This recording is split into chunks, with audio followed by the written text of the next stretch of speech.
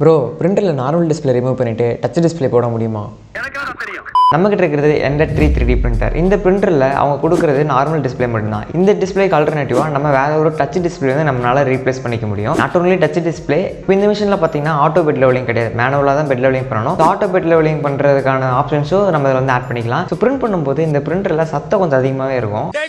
அது உங்களுக்கு வேணாம் குறைக்கணும்னு நினச்சிங்கன்னா நீங்கள் மதர் போர்டுமே பார்த்தீங்கன்னா ரீப்ளேஸ் பண்ணி வச்சுக்கலாம். பட் ஒரு முக்கியமான விஷயம் என்னென்னா இதுக்கான ஃப்ரிம் வேறு கரெக்டாக சூஸ் பண்ணி போடணும். இல்லைனா நீங்கள் அப்டேட்டே பண்ணினாலும் கரெக்டாக வந்து ஒர்க் ஆகாது.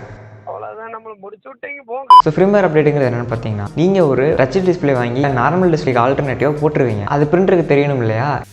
ஆமாம், நீங்கள் யார்?